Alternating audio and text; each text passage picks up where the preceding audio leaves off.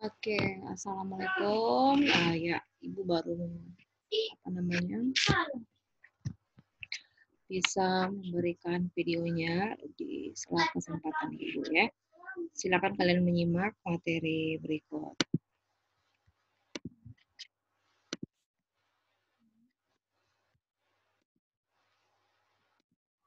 Oke, kali ini kita akan membahas tentang intracellular trafficking dan sorting protein. Materi ini adalah materi yang berkaitan dengan tugas kalian di minggu yang lalu, materi kita minggu lalu, yaitu sistem kompartementasi. Di mana hubungannya kita lihat berikut. Nah, outline dari materi tersebut adalah kalian lihat di sini bagaimana arah panah menunjukkan bahwa kompartementasi merupakan satu bagian dari satu jalur yang dikatakan intracellular trafficking. Intracellular trafficking ini kalau kalian mendengar kata-kata traffic artinya kayak misalnya traffic jam, traffic light itu seperti kayak kemacetan lalu lintas atau traffic light artinya lampu jalan raya atau lampu lalu lintas artinya kenapa berarti ini ada jalur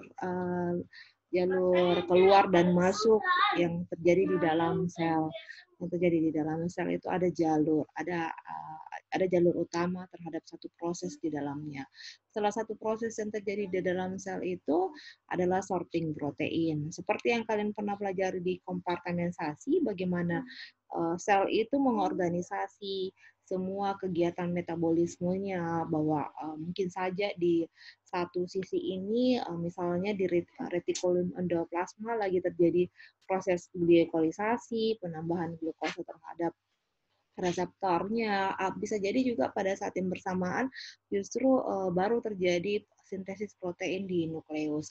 Jadi kalau seperti tadi kan khawatirnya kalau terlalu banyak aktivitas di dalam itu kan bisa jadi tabrakan atau materinya tidak nyampe. Nah, untung saja ada sistem kompartementasi yang mengatur semua sistem tadi. Nah, salah satu yang terjadi di dalam sel tadi itu seperti kita tahu ya adalah proses sorting protein. Dari kata sort artinya memilih pemilihan dari setelah protein itu jadi, bagaimana protein itu mau diangkut, mau dibawa kemana. Nah, ini yang salah satunya merupakan jalur keluar masuk di dalam sel yang selalu kontinu, yang selalu terjadi. Nah, oke. Kemudian sorting protein tadi, setelah kemudian dipilih dan mau diarahkan kemana, apa yang kemudian mengarahkan protein tersebut supaya bisa tepat ke sasaran. Misalnya saja setelah protein tersebut sudah jadi dari retikulum endoplasma dan ribosom, siapa yang bisa menjamin bahwa protein nanti itu akan kemudian bisa tepat sasaran sampai ke badan Golgi misalnya, dari badan Golgi kemudian siapa yang bisa menjamin bahwa dari badan Golgi itu sudah bisa nyampe ke lisosom. Nah, jadi di situ ini adalah perannya, ada namanya sinyal. Jadi ada sinyal sequence. Nanti kalian bisa melihat apa itu artinya sinyal sequence. Sequence itu berarti dari kata urutan. Artinya sinyalnya tadi ini berupa urutan asam amino yang diletakkan di ujung dari protein sampai nanti protein itu bisa nyampe ke sasarannya. Nanti sinyalnya tadi itu yang kemudian akan memastikan bahwa protein tersebut sudah sampai ke targetnya. Nah, kemudian kalau selanjutnya tadi ini selain sinyal sequence, bagaimana untuk memastikan nanti itu kita tahu mekanisme transport yang kalau misalnya berupa protein yang sudah besar, siapa yang kemudian akan mengangkutnya. Kalian di beberapa pertemuan kalian sudah mengetahui bahwa misalnya dari retikulum endoplasma ke badan Golgi itu tidak langsung saja proteinnya dikirim kemudian masuk ke badan Golgi, tapi akan ada perantara yaitu vesicle transport. Vesicle transport ini mekanisme bagaimana? Bahwa vesicle transport itu setelah dia mengambil muatan, kemudian dia mengangkutnya, jalurnya juga seperti tadi, ada arah keluar dan arah masuk ke dalam. Kalaupun materi itu dibawa masuk ke dalam sel, misalnya dari luar seperti hormon, vitamin, berupa sinyal yang ada dari luar memasuk ke dalam sel, bakteri pun juga atau mikroorganisme yang masuk ke dalam sel. Mekanismenya namanya endositosis atau endocytic pathway yang kemudian akan diterima oleh namanya physical transfer. Jadi walaupun prosesnya berupa endositosis, physical transfer juga yang akan menerima materi tersebut masuk ke dalam sel. Begitupun juga kalau misalnya dari protein tadi, Golgi, kemudian mau keluar sel, namanya secretory pathway. Secretory dari kata sekresi, artinya adalah materi yang dikeluarkan dari sel, yang kemudian namanya jalur sekretory atau eksositosis, berarti keluar dari sel. Ya, sampai di sini mungkin paham. Ini saya di kelas kemarin yang sebelumnya kelas A dan C, itu kemudian saya meminta supaya kembali mengulang-ulang supaya pemahaman kalian terhadap materi ini lebih gampang. Ini kita tidak lagi tidak bisa terlepas dari materi kalian waktu kalian mengambil materi struktur dan fungsi membran sel, bagaimana mekanisme seperti transfer pasif, tapi kemudian ini tidak bisa lagi tertukar-tukar karena sudah kita tahu dari prinsip teorinya bahwa yang dikatakan adalah transfer pasif adalah karena berdasarkan dari berat molekul senyawa yang mau melewati membran sel itu. Sesuai kita yang telah kita ketahui bahwa fungsi dari membran sel itu adalah sebagai barrier atau perantara keluar masuknya materi ke dalam sel atau keluar sel. Membran ini sebagai garda terdepan yang kemudian akan menjadi barrier. Nah, kemudian dengan sifatnya yang dia sebagai selective permeable, tidak sembarang justru molekul yang akan masuk sesuai dengan berat molekulnya, dia ditransform melalui mekanisme apa. Kita sudah tahu kalau berupa materi yang lebih kecil, berupa misal contohnya air, glukosa, dia masih memakai mekanisme transport pasif. Artinya juga apa? Karena dengan sekecilnya materi molekul yang mau masuk tersebut, dia tidak perlu menggunakan energi besar untuk bisa membawanya masuk. Jadi cukup memakai transport pasif. Dan itu yang membedakan pasif dengan aktif adalah transport aktif dia mutlak membutuhkan energi ya. Energinya berupa apa? Yaitu pemakaian substrat ATP di dalam sel tersebut.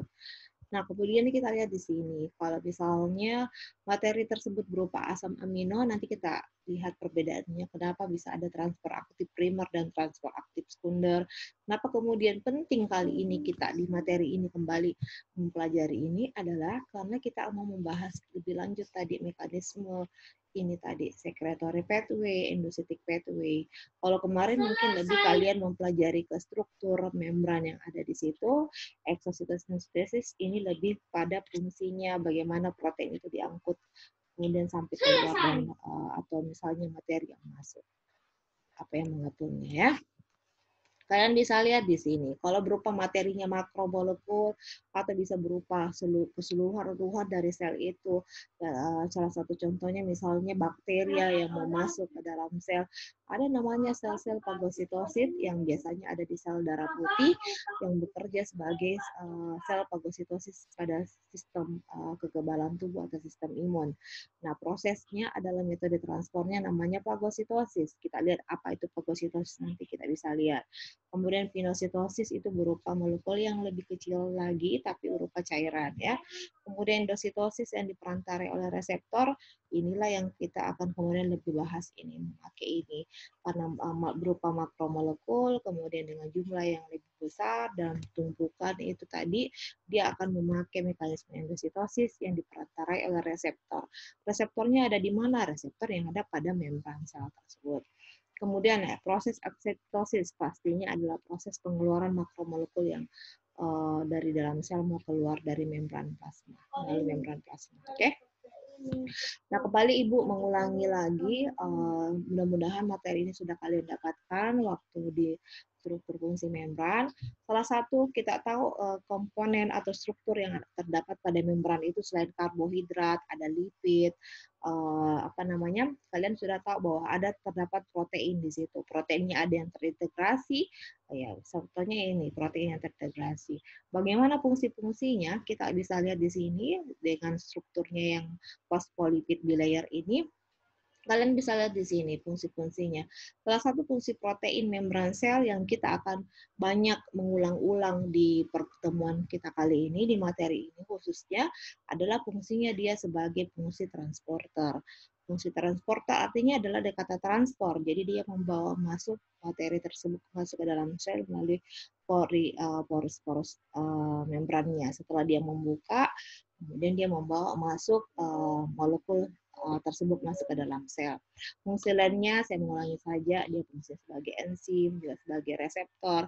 Kadang-kala juga ini dipakai lagi di materi ini, yaitu fungsinya sebagai reseptor, proses reseptor mediated endositosis, yaitu proses endositosis yang diperantalai oleh reseptor. Jadi begitu materi tersebut, misalnya biasanya mikroorganisme tersebut sudah mengenali reseptor yang ada pada membran, dia kemudian bisa mengaktifkan jalur transduksi sinyal di dalamnya, kemudian bisa masuk ke dalam sel. Fungsi lainnya adalah protein tadi ini bisa sebagai penanda spesifik. Jadi kalau misalnya semua mikroorganisme, semua organisme itu tadi memiliki penanda berupa protein di atas di membrannya yang bisa dikatakan dia sebagai penanda. Dalam sel kita, sistem imun dia bisa mengenali dari penanda tersebut. Dia bisa mengenali bahwa yang masuk ini bukan namanya dia bahan asing, jadi dia bisa mengenali dari penanda ini. Nah, fungsi lainnya yang ada pada protein membran itu adalah fungsi perlekatan sel ya. Jadi antara satu sel dengan sel lainnya yang akan membentuk jaringan, ini prosesnya. Nanti kalian pelajari di sitoskeleton seperti ini juga. Jadi fungsi lainnya adalah ini adalah perlekatan antara sitoskeleton untuk sistem rangka ya. Nah, kemudian kita lanjutkan. Yang tadi yang saya sempat sampaikan di depan bahwa ada transfer aktif primer dan sekunder. Kali ini juga kita akan memakai transfer aktif sekunder, yaitu di sini. Ya, karena dia mau mentransfer protein ya berupa asam amino di dalam sel. Nah, kita tidak lagi membahas dulu transfer aktif, tapi saya mau kembali mengulangkan apa bedanya primer dan sekunder ya. Nah, kalau primer itu adalah biasanya terjadi dalam proses pompa natrium dan kalium. Kita tahu pompa natrium kalium itu artinya konsentrasi natrium di dalam sel itu dalam justru kondisi yang konsentrasi yang sangat tinggi dibanding dengan konsentrasi kalium. Nah, kemudian berarti natrium ini akan mau dipompa keluar dan kemudian kalium yang akan dibawa masuk ke dalam sel. Justru karena transport tadi kita sudah tahu transport aktif itu mutlak membutuhkan partisipasi langsung dari ATP ya. Jadi dia akan memakai satu ATP ini tadi, satu ATP akan dia pakai sekaligus untuk mengeluarkan 3 ion ion natrium dan kemudian sekaligus juga akan memasukkan 2 ion kalium masuk ke dalam sel ya. Kita lihat di sini ATP-nya kemudian terpakai dan kemudian ADP terfosforisasi dan kemudian terurai. Jadi ATP tadi itu terpakai ya. Nah, kita lihat kemudian apa itu transfer aktif sekunder. Jadi dia di sini kita lihat dia tidak menggunakan ATP secara langsung. Energinya diperoleh dari mana? Padahal kita lihat di sini ada proses masuk beberapa molekul-molekul dia kesempatannya dari mana? Karena setelah tadi keluarnya ini tadi, di sini kan dihasilkan berupa ada di sini energi, ada tersedia energi tadi antara sekitar gradien konsentrasi ini tadi. Jadi dia memanfaatkan energi tadi yang sekalian sudah terputar tadi itu untuk membawa masuk materi biasanya berupa glukosa ya yang dia masuk transport masuk ke dalam. Nah, itu seperti itu mekanismenya. Glukosa, perbedaan glukosa melintasi membran melawan gradien konsentrasi dibantu oleh protein simport.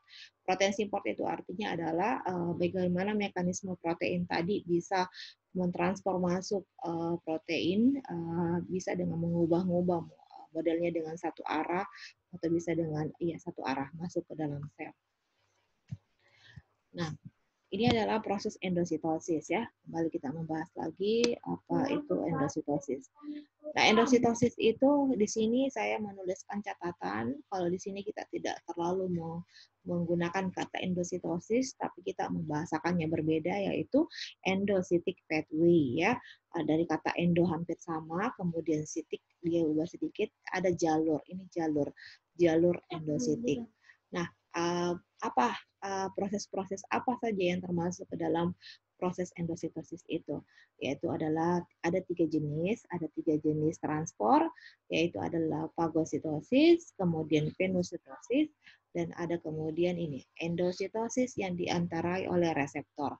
Yang ya kalian bisa lihat di sini kalau kita bahas fagositosis di sini katanya kok ada cellular eating. Nah, kalau yang pembahasan tadi di tabel pertama kan sudah dibilang materi yang dipakai untuk membawa masuk ke dalam sel dengan menggunakan metode fagositosis adalah berupa bisa berupa debris, bisa berupa whole cell, berarti bisa berupa bakteri yang padat. Jadi dia berupa padatan di sini. Kalau dia berupa padat, berarti dia bisa masuk melalui proses fagositosis. Dikatakan cellular eating karena nanti sel fagosit tadi itu dia seperti memakan atau menelan langsung materi whole cell tadi, sel padatan tadi, ya. Nah, proses masuknya dia melalui apa? Ini kita lihat membran selnya kemudian akan melipat ke dalam membran selnya, kemudian membentuk vakuola. Vakuola ini di beberapa buku bisa jadi dikelompokkan seperti fagosom atau endosom, itu sama aja, tapi mereka justru akan dijemput oleh satu kantong yang kemudian dikatakan vakuola. Nanti vakuola ini kemudian akan mengarahkan dia ke lisosom. Seperti kita tahu, lisosom fungsinya adalah fungsi mendegradasi, ya. Kita lihat nanti bagaimana semua jalur yang diterima, yang semua ujungnya akan ke lisosom, ya. Kemudian proses pinositosis. Pinositosis kalian lihat di sini tulisannya adalah cellular drinking atau proses meminum di dalam sel.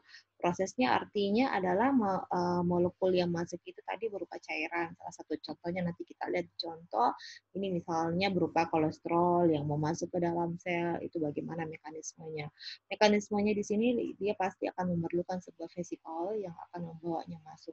Nah, berarti kita akan lebih banyak mengetahui seperti apa sih mekanisme vesikel tadi itu yang bisa kemudian membawa masuk materi atau membawa keluar materi tersebut keluar, ya.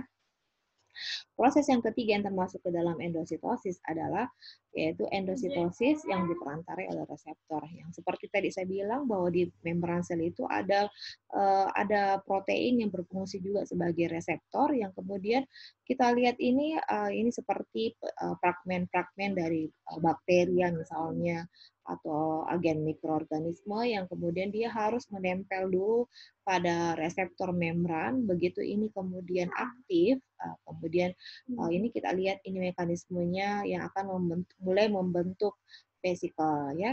Jadi reseptor mediated endositosis ini dia menggunakan perantara reseptor dan kemudian menggunakan vesikel. Jadi vesikel akan lebih banyak kita kaji untuk materi ini.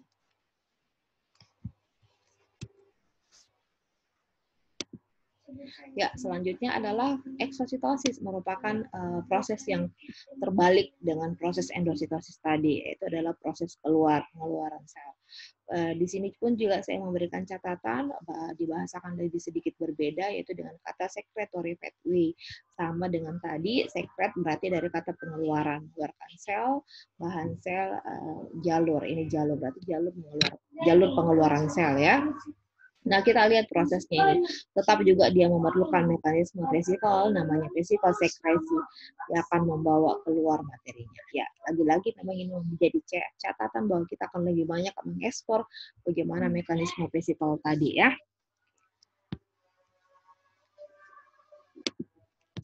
Oke, selanjutnya kita akan membahas ini. Kita tahu bahwa sel eukariot yaitu melangsungkan ribuan reaksi kimiawi, banyak diantaranya yang perlu dipisahkan mekanisme kerjanya. Karena bisa saja pernah ini kembali mengulang-ulang bahwa bisa jadi itu akan ada terjadi pencampuran antara di satu organel misalnya terjadi pemecahan glukosa dan pada saat bersamaan kemudian justru perlu diadakan sintesis glukosa.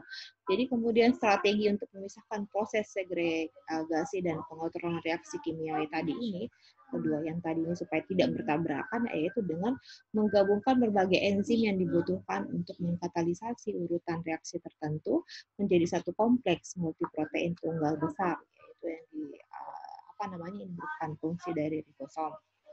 Ya, jadi kemudian dia akan membatasi proses metabolisme yang berbeda dan protein yang diperlukan untuk melaksanakannya dalam kompartemen yang dibatasi oleh membran. Itu namanya sistem kompartementasi ya. Jadi sistem kompartementasi lah kemudian akan mengatur ini tadi supaya tidak ada pencampuran-pencampuran dari beberapa reaksi metabolisme.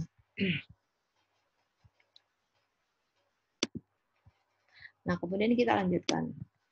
Kita lanjutkan di sini mengingatkan kembali bagaimana mekanisme kompartementasi di dalam sel eukariot. Kalian sudah mengetahui mekanisme di dalamnya, organel-organelnya. Nah, setiap kompartemen ini akan mengandung satu set unit, yaitu berupa protein yang kemudian akan ditransfer secara selektif dari satu sitosol, kemudian di mana mereka akan dibentuk, kemudian ke kompartemen di mana mereka akan digunakan. Kalian nanti bisa melihat di sini, selain kita tahu kan protein itu dibentuk oleh ribosom ya, ditranslasi di ribosom. Cuma kadang-kala juga kita tahu letaknya ribosom. Ada yang terletak di retikulum endoplasma, ada juga ribosom yang ada di sitosol. Jadi kadang-kala memang ini tersedia banyak protein di sitosol. Nah, setelah yang protein yang tersedia di sitosol tadi ini katanya ini dia akan kemudian menyortir dan mengirimnya ke organel-organel kemana. Kalian lihat ini arahnya, ada yang mau menuju ke apa nih Golgi, ya, ada yang nanti akan menuju ke mitokondria, ada yang ke perioksisom, ya. Jadi ini akan didistribusikan. Nah, siapa yang mengaturnya? Tadi yang saya bilang, siapa yang menjamin bahwa protein tadi itu tidak salah alamat, yaitu namanya adalah protein sorting dan kemudian akan diatur oleh sinyal. Jadi sinyal ini akan mengatur. Jadi kayak seperti ini surat yang mau dibawa oleh tukang pos, Pak Pos, tapi supaya tidak salah alamat dia perlu alamat jelas, alamat lengkap, biasanya dengan ada kode posnya itu dijamin tidak akan salah alamat. Nah, sinyal itu berupa apa? Sinyal itu dibentuk oleh urutan asam amino yang terbentuk oleh protein juga ya. Kalian lihat itu sorting protein. Nah, sorting protein ini kita tahu bahwa sebelum kita membahas lebih lanjut sorting proteinnya, kita tahu dulu bahwa organel itu kira-kira dia mengadakan pembelahan sel tidak? Tidak ya, jawabannya tidak. Organel itu tidak mengadakan pembelahan sel. Yang mengadakan pembelahan selnya itu adalah selnya sendiri. Satu sel itu yang akan mengadakan pembelahan sel. Tapi bagaimana siapa yang bisa menjamin bahwa organelnya juga ikut? Nah, gitu. Jadi pada saat organel itu mulai berfungsi matang, dia akan mulai ikut memperbesar dirinya dan kemudian dia mempertahankannya diperbesar dan kemudian dia pertahankan selama usia sel itu. Tapi selama kemudian tadi dia bentangkan dirinya itu tadi, pada saat yang bersamaan setelah dia mengetahui usia sel tadi itu akan kemudian mulai akan ikut membelah diri, memperbanyak diri, dia kemudian akan memecah tadi dirinya, selubang nukleus, RE, dan Golgi ini akan dipecah menjadi vesikel kecil yang kemudian akan bergabung lagi dengan sel anakan baru yang membelah tadi. Dari situlah kemudian muncul satu teori bahwa satu organel itu akan diperoleh datang dari organel yang sebelumnya. Ya.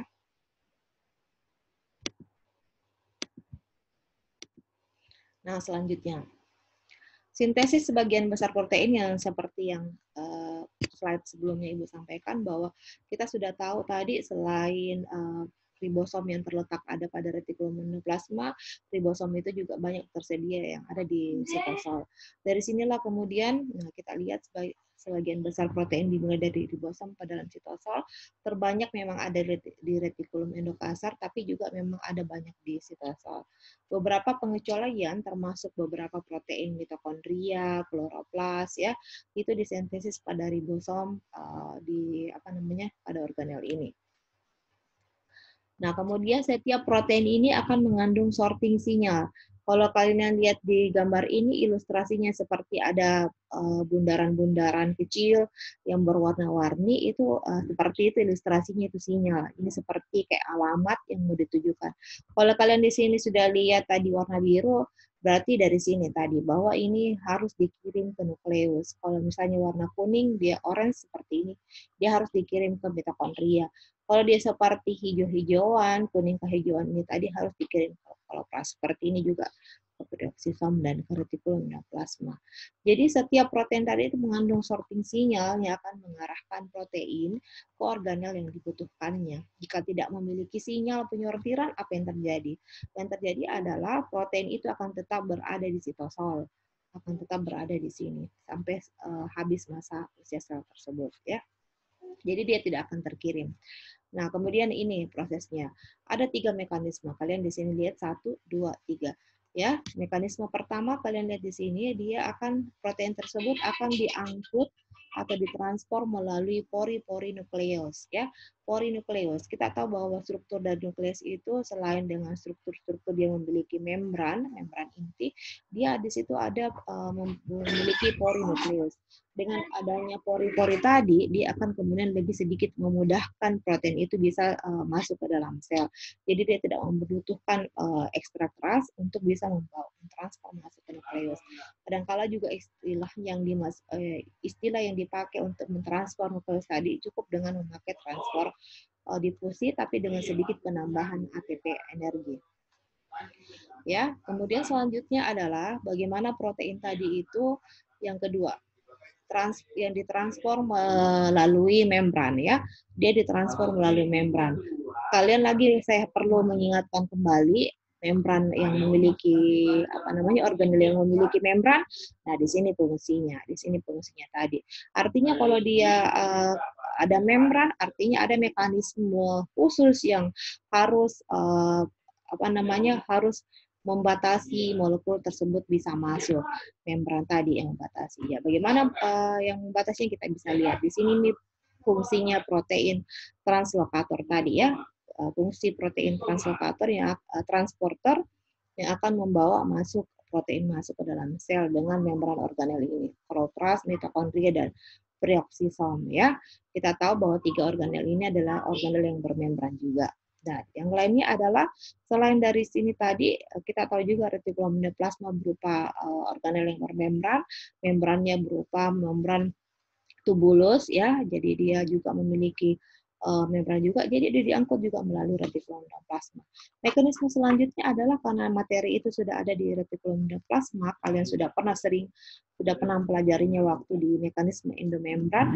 Jadi mekanisme selanjutnya dari retikulum endoplasma adalah akan menuju ke badan Golgi yang akan dibawa oleh vesicle Golgi, vesicle transfer ya. Ya, dia akan diangkut melalui vesicle transport dan kemudian dari Golgi menuju lisosom juga akan diangkut melalui transfer vesicle sekresi dan kemudian menuju keluar sel ya. Ini tadi mekanisme sorting yang tadi, 1 dari sitosol ke nukleus, mekanisme 2 dari sitosol ke retikulum endoplasma, mitokondria, kloroplast dan peroksisom. Nah, kita lihat di sini mekanisme 1 tadi. Dia cukup dengan menggunakan proses difusi dan sedikit pemakaian energi ATP. Kalau mekanisme kedua yang dengan organel bermembran tadi, berarti dia akan memakai protein translokator yang ada pada membran organel. Paham ya? Ingat yang tadi fungsi protein pada membran ya. Jadi dia menggunakan protein translokator. Kita lihat bagaimana nanti mekanismenya. Mekanisme ketiga adalah setelah dari RE, setelah dari sini dia kemudian akan melalui meneruskan ke organel lainnya yang termasuk ke dalam sistem endomembran. Ingat lagi, yang termasuk ke dalam sistem endomembran adalah retikulum endoplasma, kemudian vesicle, kemudian Golgi, lisosom, kemudian keluar melalui membran sel ya. Ingat lagi mekanisme endomembran. Nah, sinyal sorting atau sinyal penyortiran. Nah, yang mana tuh tadi kita Ibu bilang ada sinyal, ada alamat. Nah, seperti ini di sini. Nah, sinyal sorting tadi itu berupa sekumpulan asam amino yang terdiri dari 15 sampai 160 asam amino, ya, bisa dari 15, bisa pendek, bisa juga panjang. Ini tadi yang akan disebut juga sebagai sinyal sequence. Sequence itu artinya urutan, berupa urutan yang berupa sinyal yang berupa urutan asam amino ya. Kalian lihat di sini ada tabel, itu berupa ini adalah fungsinya, ini adalah contoh dari sinyal sekuensinya. Kalian lihat ini berarti urutan asam amino. Kalau misalnya prolin, prolin, lisin, lisin, arginin, lisin, valin, artinya dengan ini dia harus mengharuskan protein ini akan dikirim masuk ke nukleus. Dari sitosol dia harus ke nukleus. Nah, kalau misalnya apa namanya? Seperti ini panjang ini ya memang dia panjang, kalian bisa lihat nanti mekanismenya. Kalau dia diimpor masuk ke dalam mitokondria, protein tadi itu dia seperti ini. Jadi kita lihat di sini perbedaannya ya. Jadi memang untuk ke mitokondria dan plastid itu proteinnya cukup dia membutuhkan panjang karena memang dia kadang-kala memang karena apa namanya protein berlangsungnya proses mitokondria dan plastid itu membutuhkan protein yang ditransfer dari luar ya. Jadi karena tidak keterbatasannya untuk mensintesis protein ya. Walaupun dia punya DNA tapi dia DNA tadi itu dia pakai untuk menghasilkan enzim yang untuk kerja mitokondrianya ya. Kemudian impor ke peroksisom ini seperti mekanismenya. Kemudian kalau ini lisin, aspinin berarti dia harus kembali mengembalikan keluar ya, mengembalikan keluar dari retikulum endoplasma. Bagaimana modelnya itu tadi protein? Protein seperti ini modelnya. Dengan kepalanya dari berupa COOH, kemudian berakor H2N ya. Nah, di mana letaknya tadi itu sequence ada di sini, ada di ekor ya. Dia ini modelnya seperti ini. Kalau unfold, unfold itu berarti tidak terlipat, tidak dalam kondisi terbentang bebas ya, unfold. Jadi kalau dia folded berarti dia proteinnya sudah terlipat-lipat atau terbungkus. Nah, kalau dia seperti ini modelnya ada di ujung, modelnya pun kalau terlipat dia seperti ini. Kalau dia seperti perban ya, perban terselang-seling seperti ini, berarti dia akan modelnya juga seperti ini. Ujung, ujung, tengah, ujung ya. Nah, kita lihat lagi di sini mekanisme. Jadi kalau ini kayak kalian kenali jalur PT-PT, atau ada jalur PT-PT dari Goa ke Sentral, dari Sentral mau masuk ke Antang lewat Prumnas. Nah, itu jalurnya seperti ini. Protein trafficking ini jalur pengangkutannya protein ya dari atau dari transport tempat yang spesifik ya, set spesifik. Kalian lihat di sini, ini mRNA, ibaratnya ini adalah mRNA yang sudah ada di, kita tahu dari mana asalnya mRNA. mRNA itu kan ditransfer keluar dari nukleus ya. Setelah nukleus mentranskripsi, mRNA itu keluar melalui porinukleus, kemudian menuju sitosol. Ini ibaratnya sudah sitosol. Nah, sitosol itu kemudian dari kemudian itu mRNA itu akan menuju ke ribosom yang ada di sitosol, yaitu kemudian kita lihat ini ilustrasi gambaran dari ribosom itu seperti ini. Jadi dia seperti dua tempelan seperti ini ya, dua tempelan seperti ini, subunit kecil dan subunit besar. Nanti mitokondrianya itu akan ada di tengah-tengah begini. Ini adalah mRNA yang biru, dia akan ada di sini. Dari sepanjangnya tadi ini mRNA ini akan habis diterjemahkan, ditranslasi menjadi protein ya. Nah, ini dia. Ini baratnya tadi apa namanya? Ini baratnya tadi mRNA-nya ya. mRNA-nya nih, mRNA, kemudian ini ribosom. Kita sudah lihat ini berupa protein muda, kemudian yang belum post translasi ya, belum selesai di translasi. Nah, kalian lihat di sini sudah ada arahannya, ada sinyal sekuensnya, ada penandanya, yang menandakan dia sinyal ER, sinyal sekuens, berarti dia harus diarahkan ke retikulum endoplasma. Kalian lihat arahnya, dia kemudian ke retikulum endoplasma. Berarti ini kita tahu bahwa retikulum endoplasma ini akan membantu ribosom dalam hal mentranslasi proteinnya ya, atau dalam hal setelah misalnya protein ini sudah ditranslasi, dia akan kemudian membantu memodifikasi di retikulum endoplasma. Nah, setelah itu berarti dari retikulum plasma, yaitu berarti mekanisme ketiga tadi dari retikulum kemudian akan dilanjutkan oleh sistem endomembran. Dari kita ini ada vesicle transport menuju Golgi, kemudian menuju lisosom, kemudian ada yang ke membran plasma, ada juga yang permukaan sel yang disekresi. Ya, ini adalah merupakan jalur sekresi ya. Mekanisme lainnya yaitu adalah tadi kan sama Ji, ke retikulum endoplasma, kemudian ke organel bermembran ya.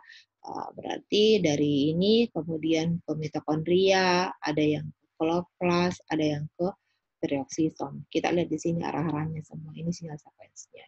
Yang lainnya adalah dia harus menuju ke nukleus melalui porinukleus. Nih. Kita lihat pun juga di sini ilustrasinya berbeda-beda semua gambarannya. Kalau misalnya mau masuk dia mau masuk ke mitokondria, puria, melalui protein translokator, ini juga kloroplas ya. Kloroplas juga melalui protein translokator yang ada pada membran, kalau yang melalui polinukleus ya. Nah, kemudian mekanisme selanjutnya kita lihat. Ini adalah sudah pembahasan lebih lanjut lagi.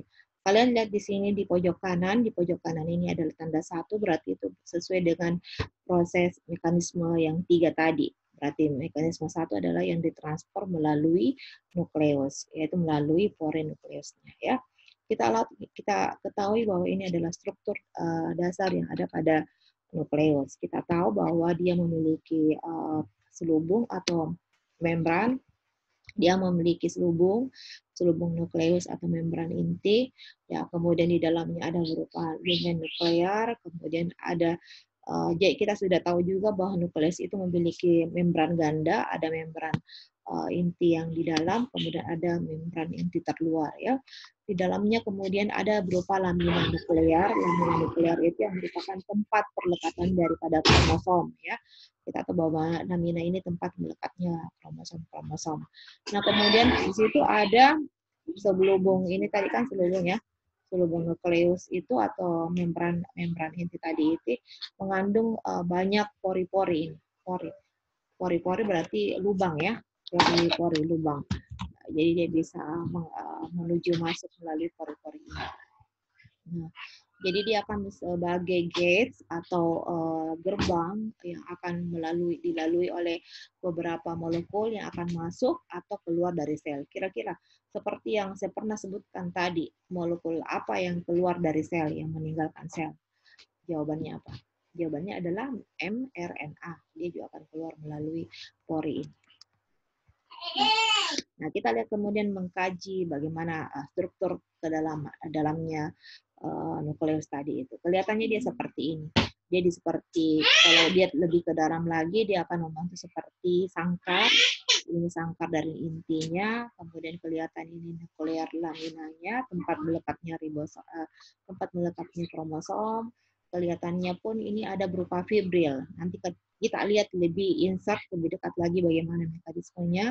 Di dalamnya ini ada berupa anular, kemudian ada berupa kolom-kolom, kemudian cincin-cincin, kemudian akan yang diikat, dihubungkan oleh subunit ring si cincin ya.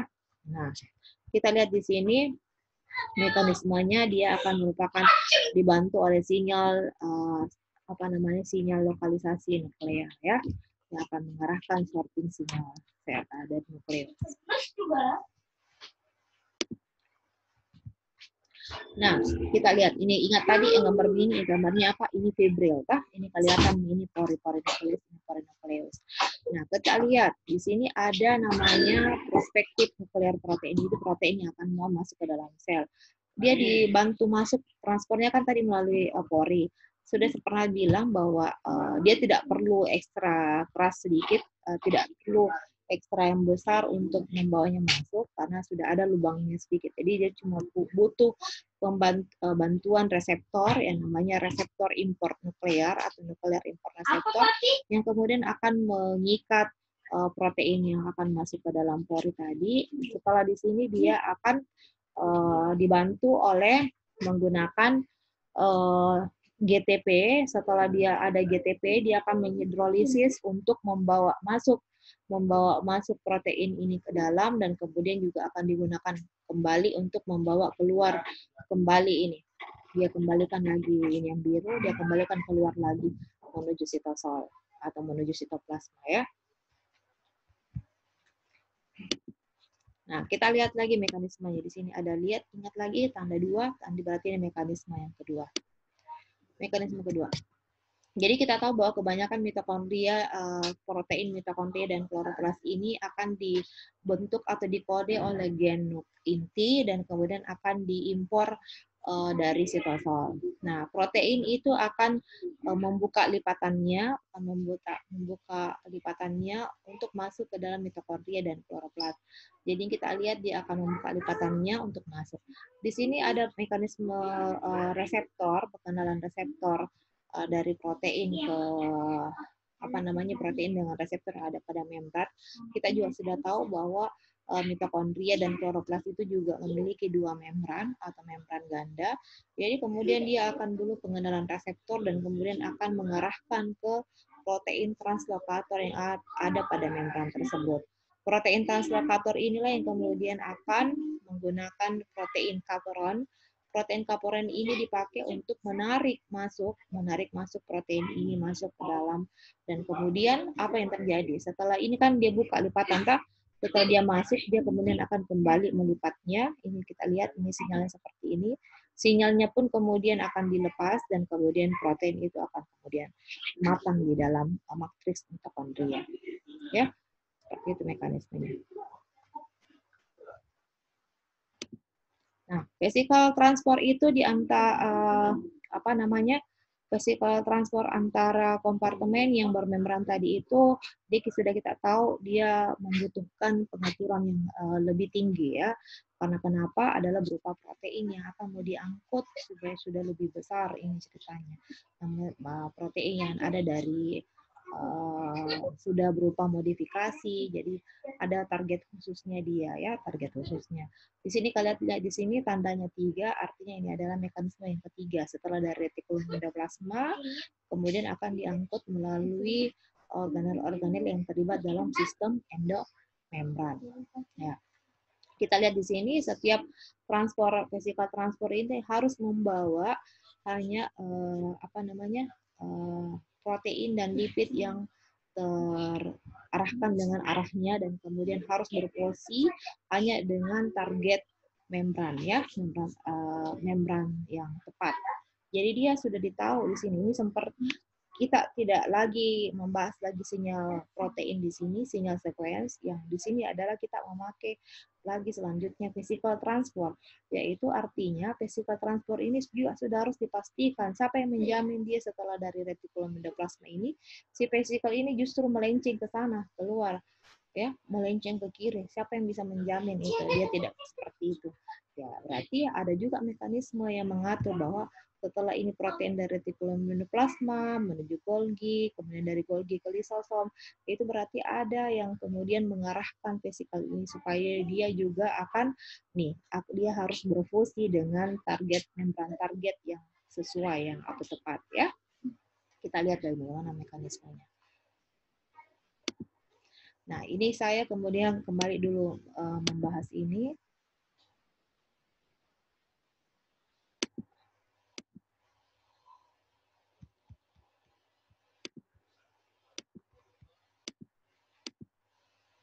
Ya, kita kembali dulu bahas ini.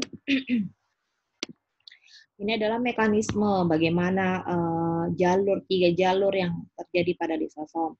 Saya mengingatkan kembali fungsi lisosom apa? Fungsinya adalah fungsi mendegradasi sel. Makanya yang seperti berulang-ulang Ibu sudah sampaikan bahwa lisosom itu banyak terdapat di mana?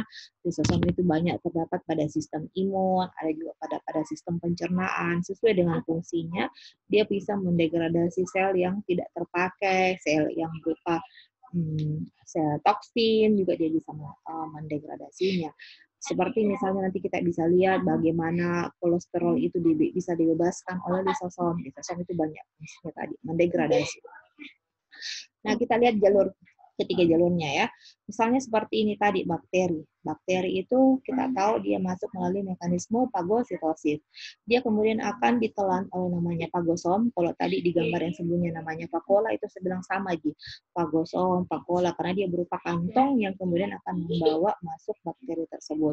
Setelah tadi dari fagosom, dia akan kemudian mengarahkan ke lisosom. Jadi lisosom pembuangan terakhirnya ke lisosom. Dia akan kemudian mendegradasi. Nah, kalau misalnya dia berupa makromolekul tadi yang menggunakan pakai endositosis, nah ini seperti ini awalnya, dia akan dijemput oleh namanya endosom. Some itu dari kata some ingat, some itu berarti berupa kantong yang akan menerima materi masuk ya. Dia bungkus dulu itu tadi masuk ke dalam. Ini namanya early, berarti modifikasi awal dari endosom, early awal ya. Endosom awal kemudian akan berubah, bermodifikasi menjadi endosom akhir, endosom yang sudah lebih besar, kemudian akan berubah juga menjadi lisosom. Jadi itu mekanismenya. Bagaimana mekanisme lain? Seperti misalnya di dalam sel, ada mekanisme sel yang sudah rusak atau yang sudah mau tergantikan mati selnya, itu apa yang berfungsi. Mitokondria juga punya fungsi lain adalah fungsi autofagi yang kemudian akan diterima lagi oleh autofagosom. Autofagosom juga akan kemudian mengirimnya ke lisosom. Jadi lisosom ini ibaratnya adalah pembuangan. Karena pembuangan adalah karena dia punya kemampuan degradasinya kembali. Misalnya saja tadi sel yang kemudian tadi cenderung rusak tadi, itu bisa jadi juga akan diselamatkan oleh lisosom ini ya. Nah, kemudian physical transport, bagaimana mekanismenya? Seperti yang tadi tadi mekanisme ketiga, mekanisme yang diperantarai oleh vesikal, dia mengatakan di situ dia membutuhkan pengaturan atau organisasi yang lebih tinggi lagi. Siapa yang bisa memastikan bahwa materi tadi yang diangkut oleh vesikal transport itu bisa kemudian disampaikan oleh target membran yang tepat ya, target membran yang tepat. Nah, kita lihat ini ilustrasi dari yang penampakan dari mikroskop elektron. Kelihatannya ini berupa materi yang kemudian akan sudah mulai membentuk vesikel. Vesikel itu ya, ini bisa lihat di sini. Ini adalah klatrin. Jadi ini klatrin, ada namanya klatrin. Klatrin ini dia akan membentuk atau menyelubungi vesikel. Dia akan menyelubungi vesikel dan mulai bertunas sampai kemudian karena materinya itu tadi sudah mendesak keluar, dia akan membentuk pertunasan seperti ini. Pertunasannya seperti ini. Setelah pertunasan selesai, mantelnya tadi ini kemudian akan dia lepas. Mekanismenya bagaimana? Itu tidak seperti segampang ini kita lihatnya dia lepas, setelah bertunas kemudian dilepas, itu ada mekanisme yang mengaturnya. Seperti apa mekanismenya? Ini seperti ini tujuannya ya. Jadi kalau yang awal sekali tadi kita membahas protein dia punya sinyal sequence, ini dia ada mekanisme namanya protein ya, protein yang akan mengatur yang mengatur muatan yang ditransfer oleh vesikel itu tadi bisa dikenali ya. Nah, kita lihat bagaimana vesikel ini memilih muatan yang akan diangkut. Apakah ya menjamin kira-kira vesikel itu tidak salah bawa barang yang mau dikirim keluar. Nah, kita lihat lagi. Ingat tadi yang di sini ada berupa protein yang membungkus vesikel namanya klatrin. Nah, klatrin ini pada klatrin lagi itu ada tambahan protein lain namanya adaptin. Protein ini setelah itu molekul tersebut akan dikenali oleh reseptor yang terletak pada membran vesikul dan akan terjadi penyatuan antara reseptor dan molekul. Nanti kita bisa lihat bagaimana mekanismenya. Ini kita lihat di sini kalau vesikulnya tadi itu ini tadi. Kalau di sininya tadi proteinnya berupa klatrin, berarti dia sudah akan mengetahui bahwa dia harus membawa muatan protein tersebut kemana ya.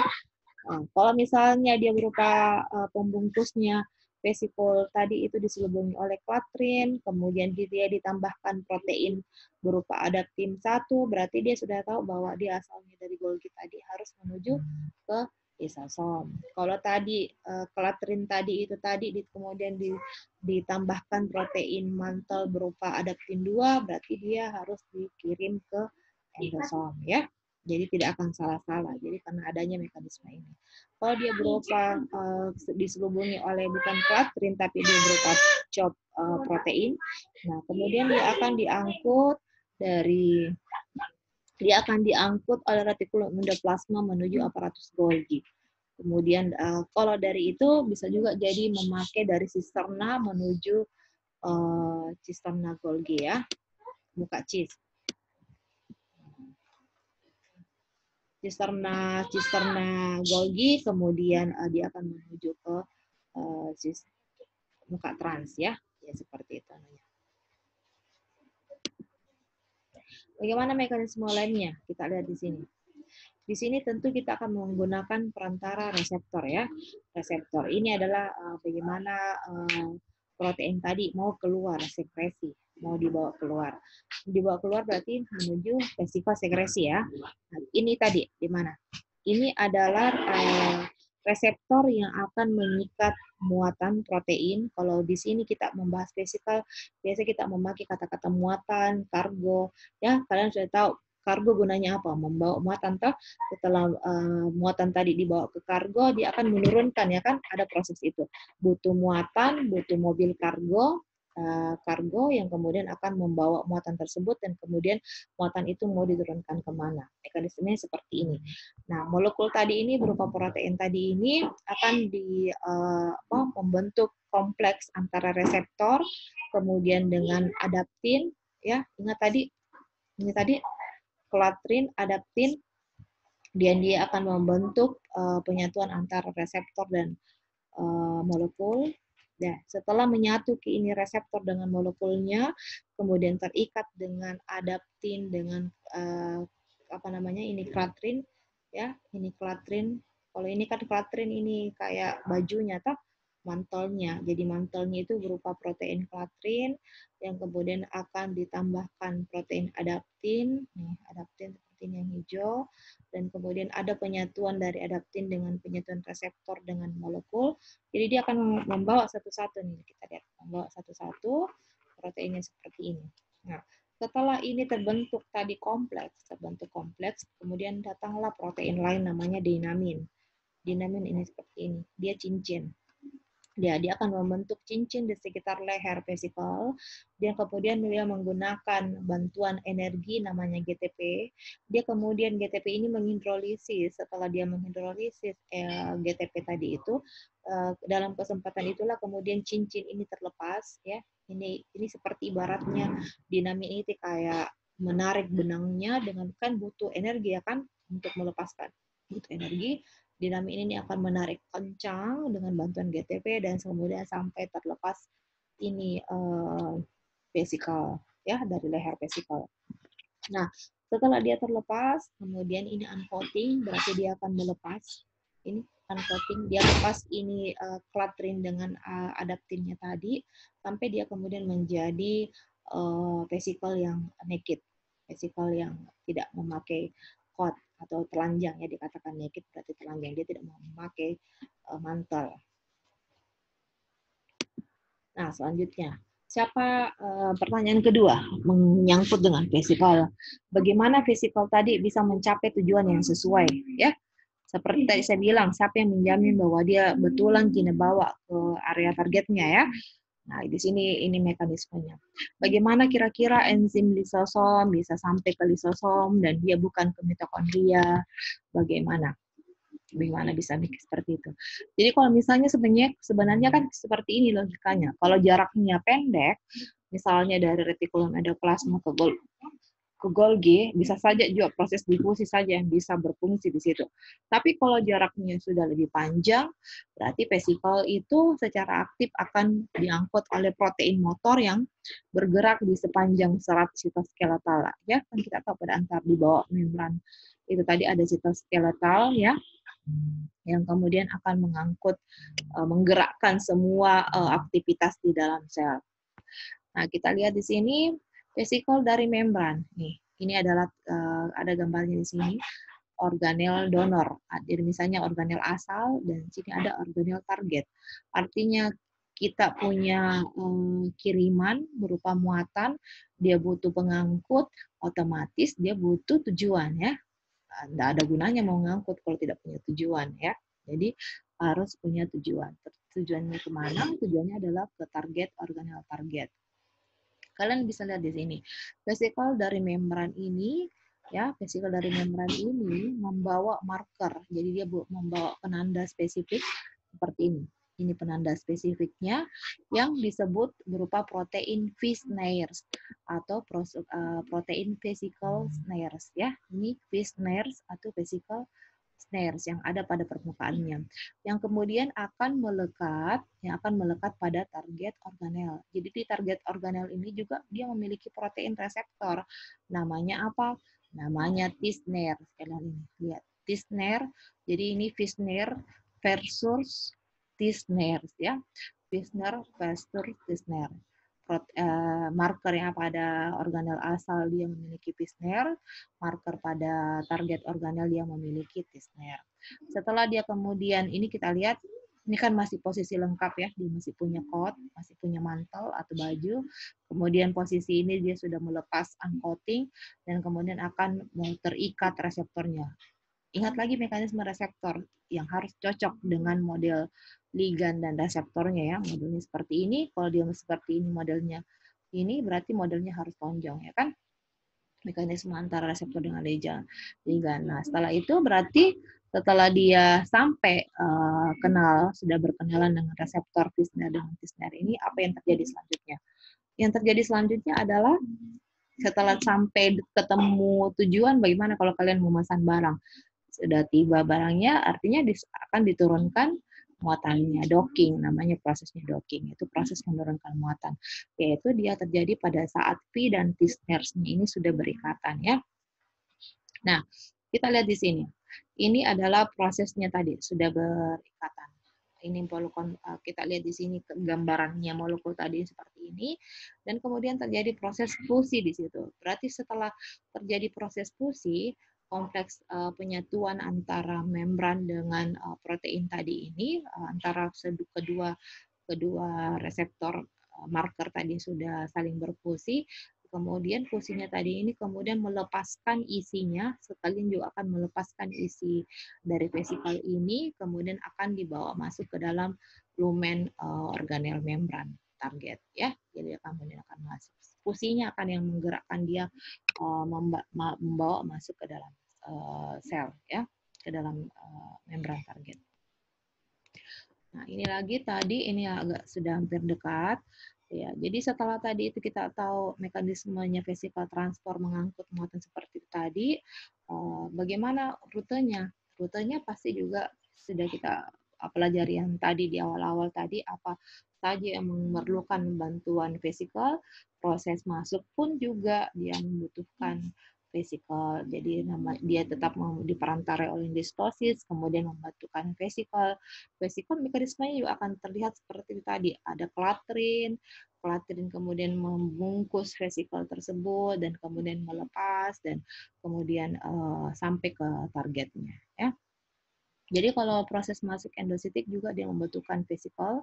Jadi prosesnya dia melalui dari membawa masuk molekul dari luar sel, dia akan didegradasi melalui membran plasma, kemudian akan diterima oleh endosom. Ingat tadi 3 jalur oleh yang yang akan semua ke lisosom.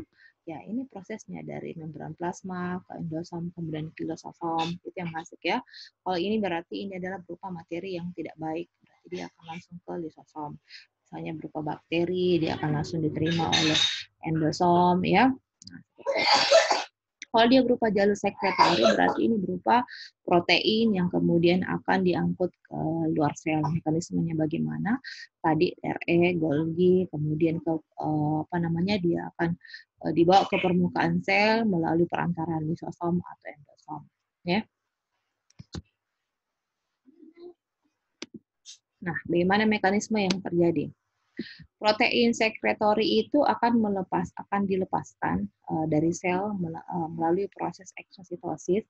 Bisa jadi dengan proses salah satu ini dengan proses yang namanya konstitutif atau yang regulated atau teratur. Jadi dalam sel itu bisa jadi protein tadi itu bisa jadi tidak langsung dikeluarkan, tapi dia tersimpan dulu. Dia disimpan di mana? Dia disimpan oleh vesicle secretory ini menyimpan tadi protein yang sudah dari badan Golgi, dia simpan dulu sampai ada sinyal dari luar. Nanti kalau ada sinyal berupa hormon atau neurotransmitter, dia akan mengaktifkan sinyal transduksi, kemudian protein ini dilepas. Contohnya apa? Contohnya misalnya begitu, ini kan protein yang misalnya contohnya ini adalah hormon insulin yang ada pada pankreas. Begitu ada sinyal dari luar, kemudian baru dilepaskan ini sinyal keluar sel. Itu adalah proses itu regulated. Artinya proses itu adalah continue selalu terjadi pelepasan protein dari dalam sel keluar sel. Bisa jadi dalam proses yang keluar tadi itu berupa hormon, mukus, atau kemudian enzim-enzim yang ada pada pencernaan. Itu berarti teratur, selalu terjadi proses pengeluaran dari dalam sel. Ada juga prosesnya namanya konstitutif, artinya dia tidak terlalu tidak teratur, tidak kontinu prosesnya. Jadi dia biasanya berupa hormon ya, berupa hormon yang keluar dari sel yang tidak terlalu teratur. Nah, mekanisme yang lainnya ini sebenarnya hampir berulang Ji. Jadi kalau misalnya ini membran vesikal ini akan menjadi bagian dari membran plasma. Jadi kemana kira-kira tadi itu nanti kalau sudah selesai tugasnya vesikal membran vesikal, dia kemudian akan menjadi bagiannya lagi membran plasma ya. Kemudian endositosis itu kemudian akan mengembalikan lagi, kan ada proses endositosis ya, jadi ada masuk lipid, dia akan mengembalikan lagi lipid dan membran protein ke Golgi. Jadi ada proses lagi, karena tetap walaupun sebenarnya ada proses tesis, tapi tetap juga memerlukan suplai dari luar.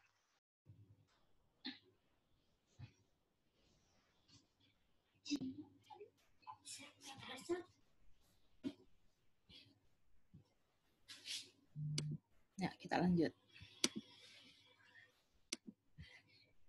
Mekanisme yang lainnya, pathway ini gambarannya saja ya. Salah satu contohnya kita lihat pinositosis, kemudian endositosis yang diperantarai oleh reseptor. Dia menggunakan dengan mengambil molekul yang spesifik dengan memakai reseptor yang ada pada yang khusus untuk molekul spesifik tertentu ya, jadi dia khusus. Kemudian fagositosis berarti dia akan memakan atau menelan partikel yang lebih besar, contohnya yaitu berupa mikroba yang atau berupa debris atau pecahan-pecahan sel yang akan diambil melalui vesikel yang dikatakan fagosom ya. Ini contohnya kita lihat, ini banyak terjadi pada sel darah putih. Kita tahu dia berfungsi sebagai sel fagosit yang dia bisa langsung menelan masuk bakterianya. Ya, ini seperti ini. Tunggu, kita percepat saja. Pinositosis ya. Jadi pinositosis juga dia memerlukan perantara vesikel transfer. Dia kemudian secara utamanya dia akan dibawa keluar melalui dibawa oleh klatrin ya vesikel. Kemudian pinositosis ini akan memperantarai reseptor yang diperantarai oleh reseptor ya. Ya, ini contohnya proses pinositosis. Kalau yang tadi saya bilang, pinositosis itu proses selular drinking ya, berarti proses meminum, karena lawannya tadi fagositosis karena dia menelan. Kalau ini dia seperti menelan cairan, jadi berupa cairan. Contohnya apa? Yang itu adalah kolesterol. Kolesterol kita tahu dia itu berupa tidak larut dan kemudian akan ditransfer ke dalam darah itu melalui LDL, lipoprotein yang low density. Ini LDL, ini kolesterolnya di dalamnya. Dia akan kemudian mengangkut. Prosesnya dia masuk ke dalam sel, ya. Ini contohnya apa? Kalau kita mengkonsumsi makanan yang banyak mengandung kolesterol seperti ini, yang kelihatannya dia masuk ke dalam sel. Nah, kalian ini seperti lihat ini, jadi pengenalan reseptor antara reseptor dan molekul, kemudian dia akan membentuk kompleks antara reseptor dengan klatrin dengan adaptin ya. Setelah itu dia akan membungkus seperti ini. Ini kita lihat ini adalah apa? Gambaran seperti ini, reseptor yang kemudian akan uncoating, melepas ini mantelnya, kemudian diarahkan kemana? Dia akan mengarahkan menuju ke endosom. Ingat lagi tadi 3 jalur perubahannya dari endosom, kemudian apa? Dari endosom apa? Kemudian akan ditransfer ke lisosom, Nah, sebagiannya dari ini reseptor tadi akan kembali. Nih, lihat. Ini tadi mengembalikan LDR, mengembalikan reseptor LDL tadi ke membran plasma. Nah, setelah tadi ke lisosom, ini seperti ini tadinya. Karena di dalamnya kita tahu dia sudah memiliki enzim hidrolitik yang kemudian akan membebaskan kolesterol. Di ini kita lihat dia akan membebaskan kolesterol ini tadi. Nah, kita lihat di sini, this method of actually, jadi metode ini karena dia lagi terbuka jalurnya, ada proses masuk ke dalam sel, ini biasa dimanfaatkan oleh patogen-patogen lain, termasuk kayak virus HIV, dia memanfaatkan kesempatan ini tadi, endositosis, dia menunggu proses ada terbuka ini membran, ada proses masuk, dia ikut bersamaan dengan itu, jadi mengambil kesempatan. Oke, terima kasih ya. Terima kasih untuk waktunya dan kemudian silakan disimak dan membuat resume.